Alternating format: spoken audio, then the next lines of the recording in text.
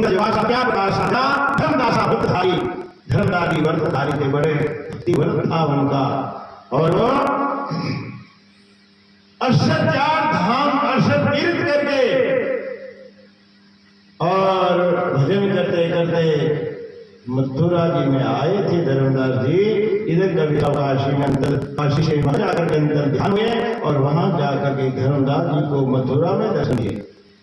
तो मंगर तज वासा किया प्रकाशा जा धर्मदासा व्रतधारी, उनको शिष कीना सर्वस दीना दुख हर लीना यम मारी।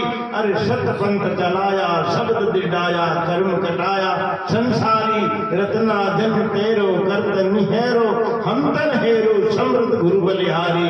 रत्नाबाई जी ये वर्णन किया है। तो कबीर साहब की ऐसी लीला है, अनंत लीला है कबीर साहब की। तो वहां पर धर्मदास जी महाराज 68 तीर्थ करके मथुरा जी में पधारे थे। विष्णु भगवान की शालग्राम जी की मूर्तियां, ठाकुर जी की मूर्तियां साथ में रखते थे।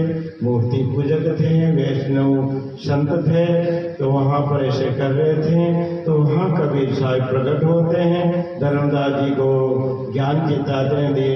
ज्ञान दिया तो धर्मदास जी नहीं चाहते थे कि ये क्या कर रहे हो तुम, ये ठाकुर मूर्तियां पूज रहे हो, पत्थर की मूर्तियां पूज रहे हो, इनसे तो कोई भला नहीं होगा।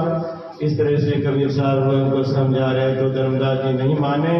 तो समझाते बहुत समय हो गया, फिर भी नहीं समझे। वाणी वचन से समझाया, वेद शास्त्रों से समझाया, फिर भी धर्मदास जी समझ नहीं आया। और क्यों, वो तो इष्ट मानते थे विष्णु भगवान का। उस टाइम में कबीर साहब वहां विराजे अंतर ध्यान हो जाते हैं। अंतर ध्यान होने के पश्चात धर्मदास जी को बड़ी विरह होती है।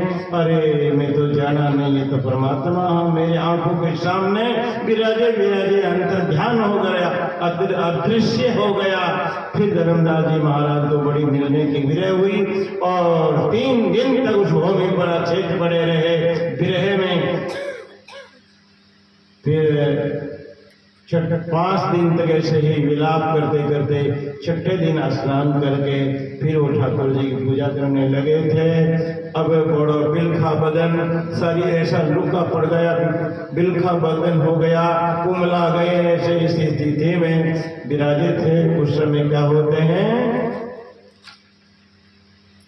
6ठे दिन कबीर साहब वापस प्रकट होते हैं और धर्मदास जी को